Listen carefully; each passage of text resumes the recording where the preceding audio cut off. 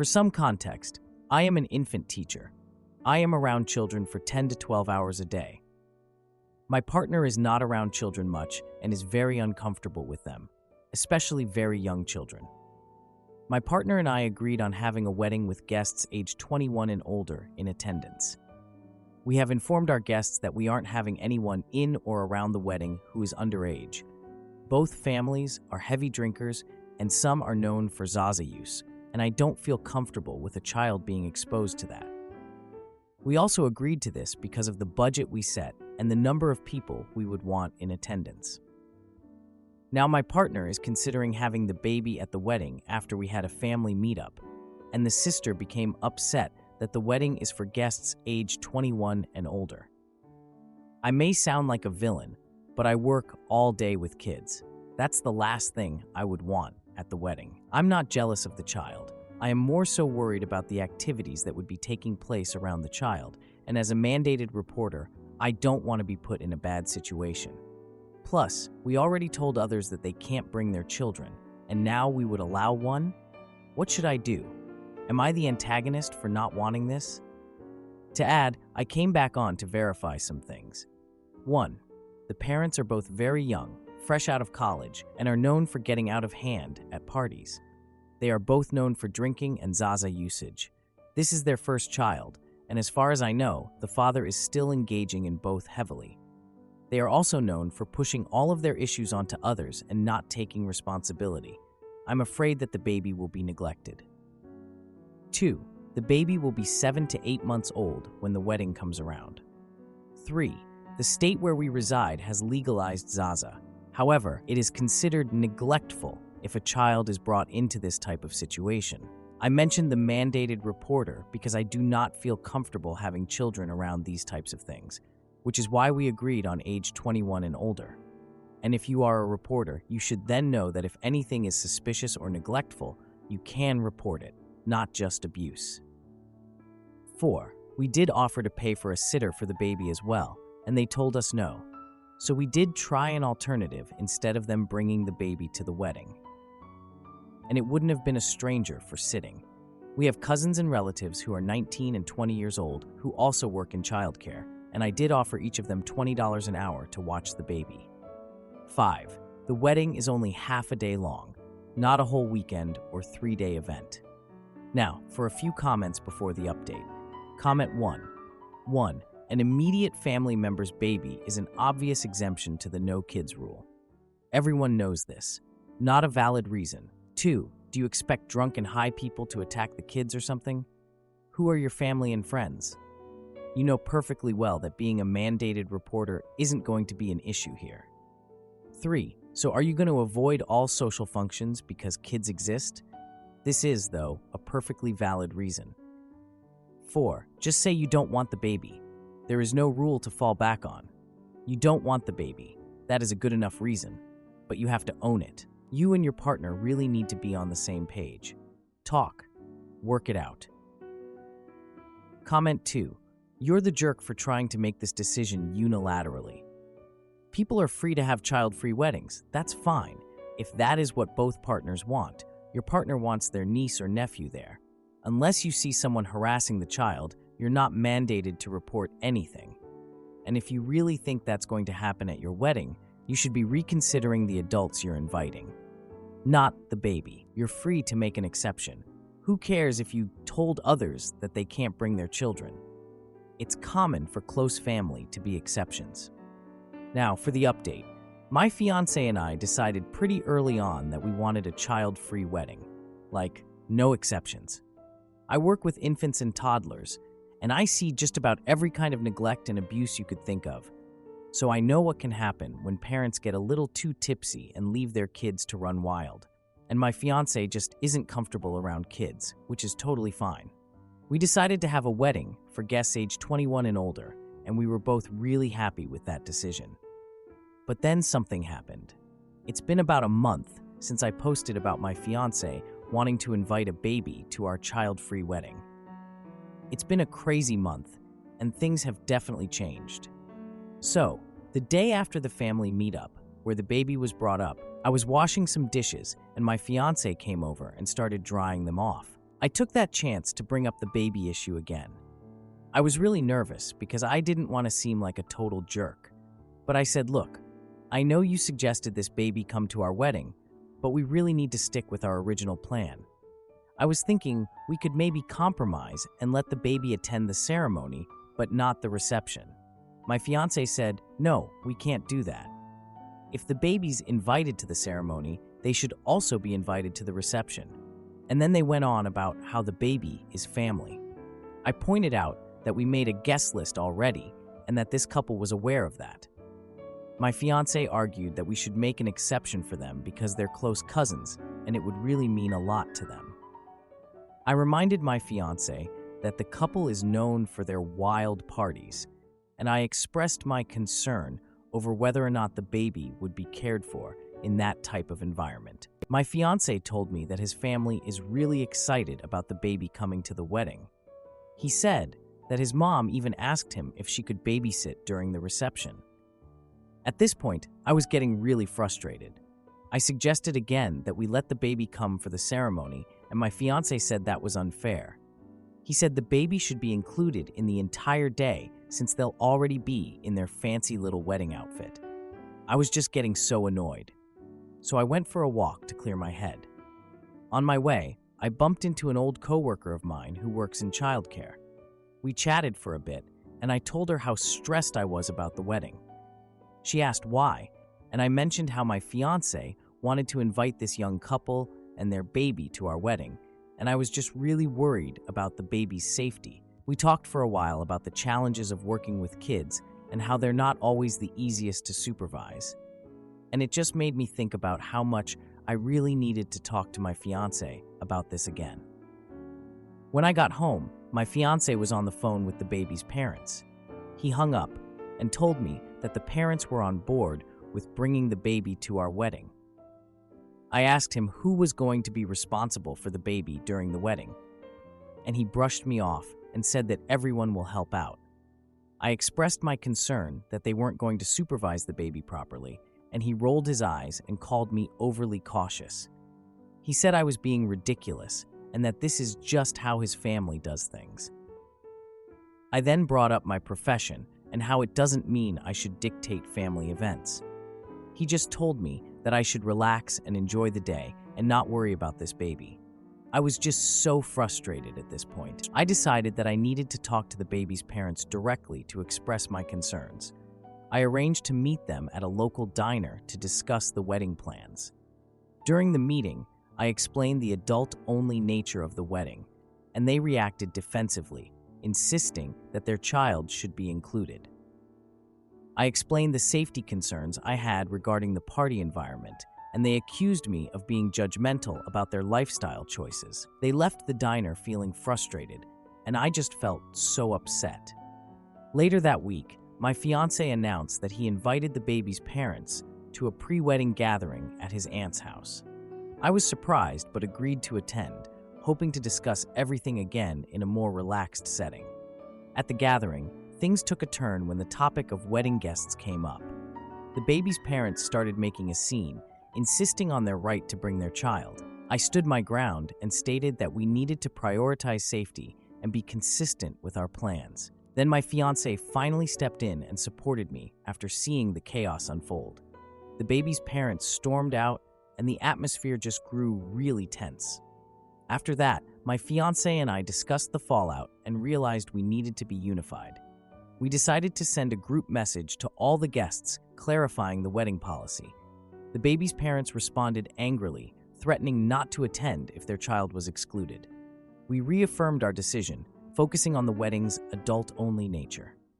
The wedding day finally arrived, and we were able to enjoy ourselves without the stress of the previous conflict. The baby's parents chose not to attend, and we really had a great time. Now, nearly 2 months after the wedding, we are still dealing with some family drama. My fiancé and I have been getting some pretty nasty texts from his family, calling me all sorts of names and saying that I ruined the baby's parents' small chance to attend a family wedding. My fiancé has been really upset about the whole thing, and we've had some serious discussions about it.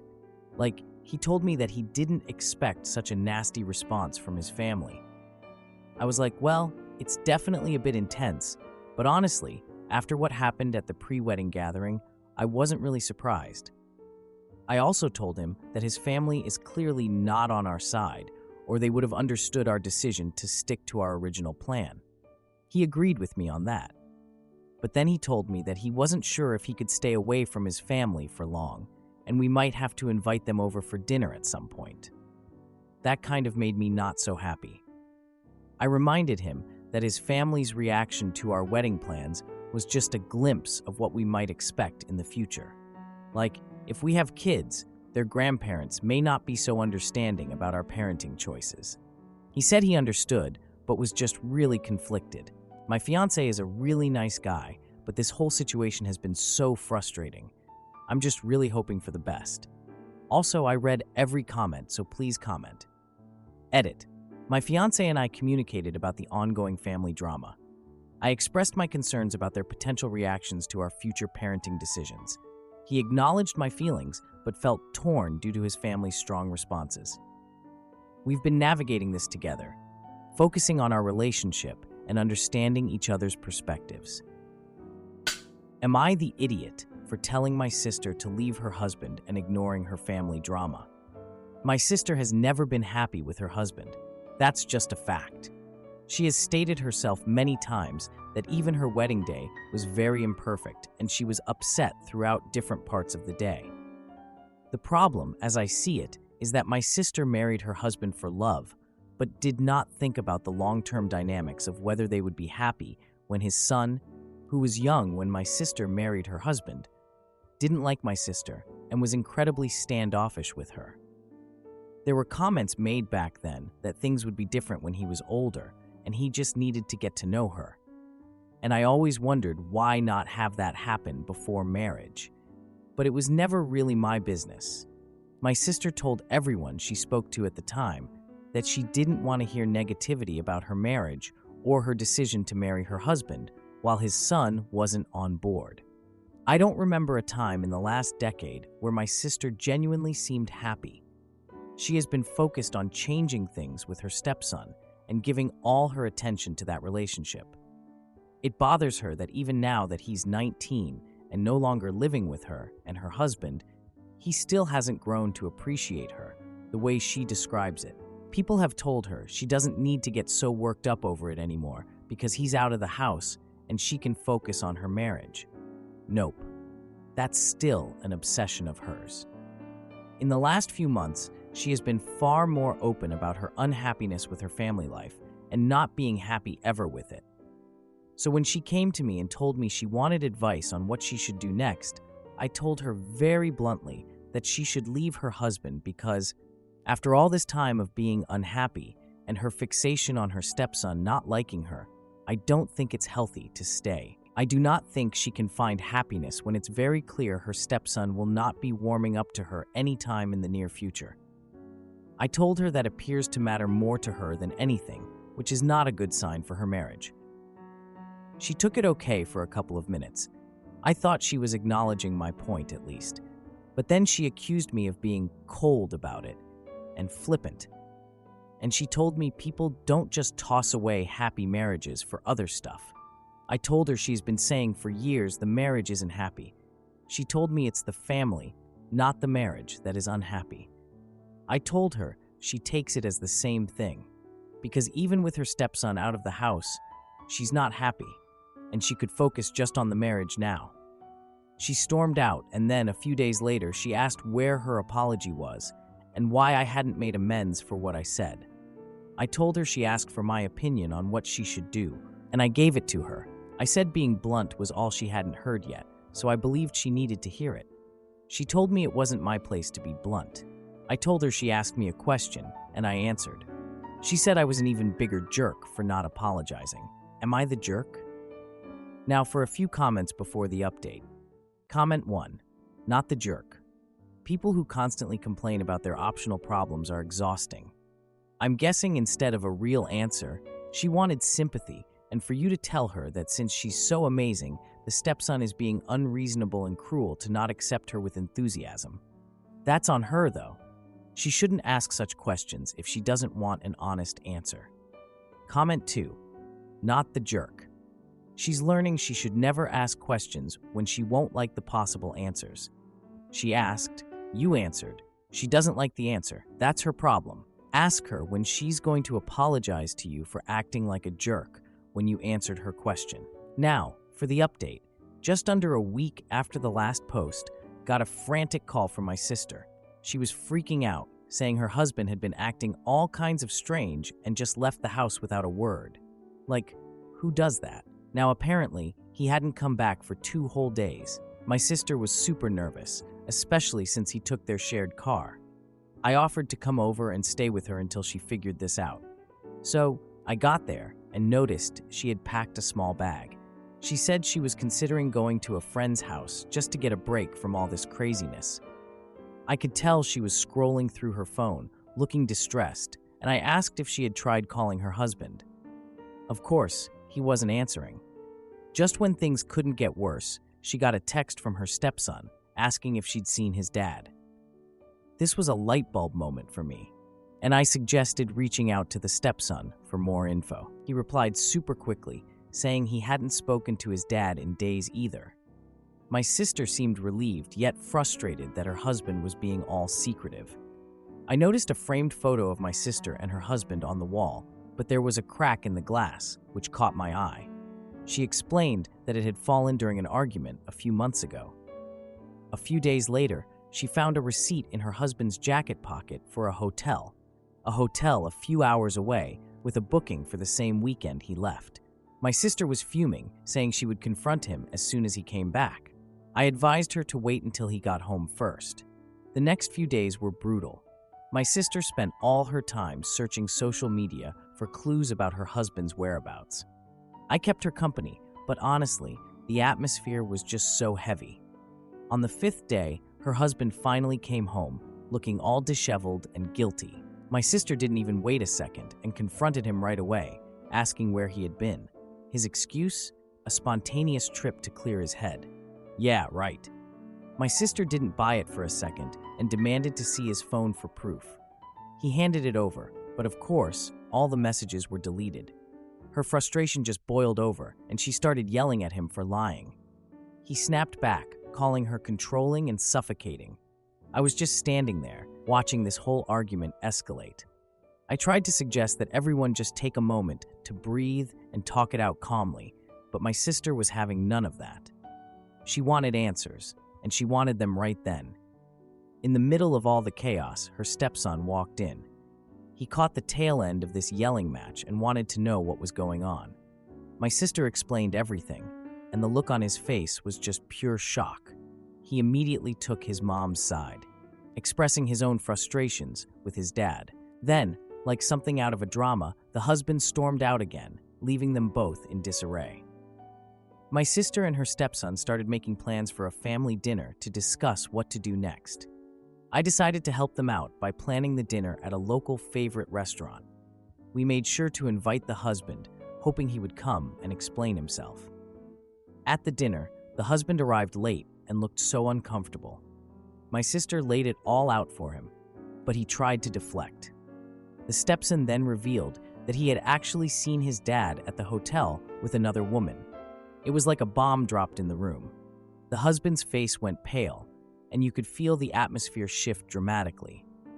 With a firm voice, my sister announced that she would be seeking a separation. To answer a few questions, my sister has been unhappy in her marriage for years, mostly due to her husband's son and their lack of communication. The hotel incident happened months ago, and while my sister did confront him then, it didn't lead to any resolution until now. Am I the idiot for refusing to sell my house and pay my ex-girlfriend rent after she only paid for 2 out of 7 years? Me, a 33-year-old man, and my ex, a 33-year-old woman, have been in a relationship for 7 years.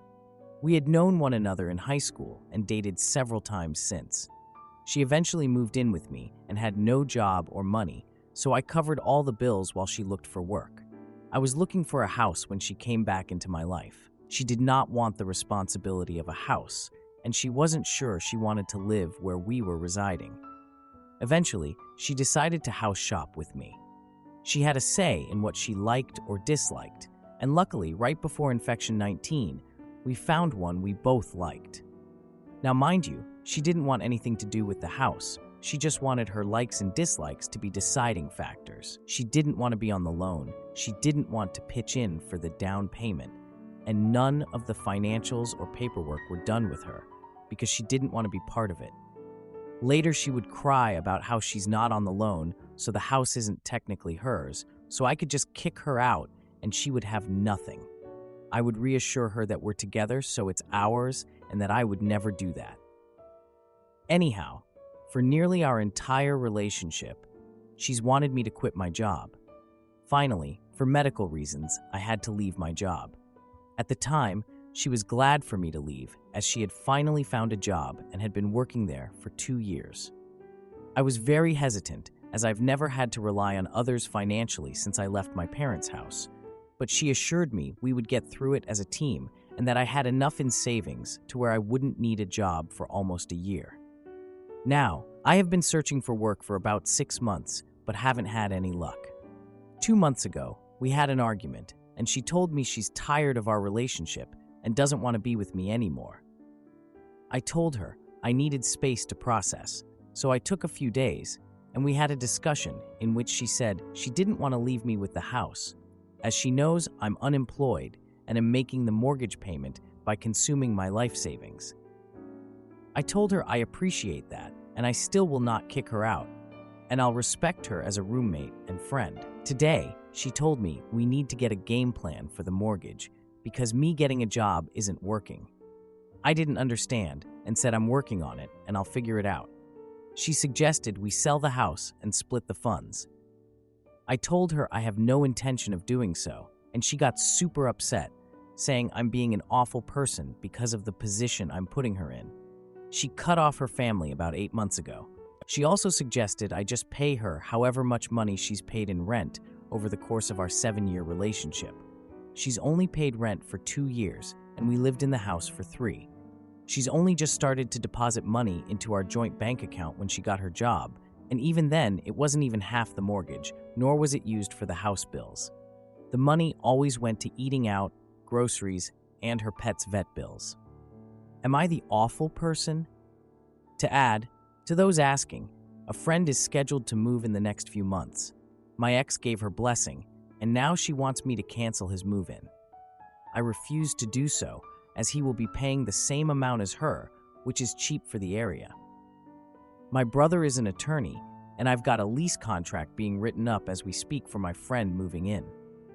I'm making a lease agreement for my ex too. If she refuses to sign, then she's got to find a new place. It's a male 3-bedroom house, but she uses one as a personal space, and my friend will have the other. She'll need to figure out her personal space situation at this point. I'm trying not to be so nice. Now, for a few comments before the update. Comment 1. Sounds like a girlfriend and not a wife, although you didn't say that explicitly. If that's the case, you own a house and she doesn't, but you should have had her sign a lease instead of viewing any contribution she made as contributing to a mortgage, which you have and she doesn't. You have a joint account for some reason, and the two of you will have to disentangle from that. Whatever you do with the house is your business and not hers, although you might have to evict her if she doesn't leave. Comment 2. You're definitely not the foolish one here. You've been carrying the financial burden for a long time and were clear about home ownership from the start. It's unreasonable for him to expect you to sell the house because your job search isn't over yet. You have been more helpful, and him asking for money for past rent and asking for a sale now seems unfair under the circumstances. Now, for the update. A week after the last discussion, I sent my ex a draft of the lease agreement for both her and my friend. I honestly thought we could all be adults about this, but nope. She responded with a bunch of texts, demanding I cancel my friend's move-in date. I explained I needed the financial support and was firm about my decision. She then accused me of choosing my friend over her, claiming I was being selfish. Like, seriously? This is all about her, and I'm the bad guy. So I set a deadline for her to sign the lease or find another place. Things got really crazy as she packed her things. We had a heated argument in the living room, and honestly, I was done. I was exhausted from all the drama and just wanted her out. On a Wednesday, I found a note from her. She expressed her frustrations and hurt. I confronted her about the note, but she dismissed my concerns, saying I didn't understand her sacrifices. She clearly wanted to play the victim. I spent hours working on the lease, trying to make it fair. I printed it out and left it on the kitchen counter, hoping to discuss it calmly. But she ignored the lease and packed up more of her things, claiming she needed space. Yeah, right. My friend arrived a few days early to help with the move. She flipped out and accused me of not caring about her and only thinking about my friend. During a late-night conversation, she revealed her plans to move in with a childhood friend. My friend overheard the argument and was like, "Dude, take a break from the situation." So I went for a long walk to clear my head and came back to find her gone for the night. I discovered that she had taken some of our shared furniture without discussing it first. That was the last straw. The next day, her childhood friend texted me asking about her well-being. I felt like I had to explain the situation, but the friend seemed to side with her. Seriously? As the weekend approached, my friend and I started moving in our things. She returned unexpectedly while we were lifting a couch, leading to a confrontation. She accused us of disrespecting her space and demanded we stop moving in. I reminded her of the lease agreement, emphasizing boundaries. In a fit of anger, she threatened to take legal action over the furniture. I honestly doubted her ability to follow through, but felt the stakes rising. Then, a week later, I received a message from her, asking for a final meeting to discuss the furniture. I agreed to meet, but was clear that I wouldn't be negotiating further. At the meeting, we discussed the remaining items, but the conversation quickly turned tense. To answer a few questions, my ex did not pay rent, she had her own room, and she took items we both owned. If you liked this video, you'll probably like these too. Also, while you're here, please consider subscribing. It's your support that keeps this channel alive and allows me to make better and longer videos. Have a great day.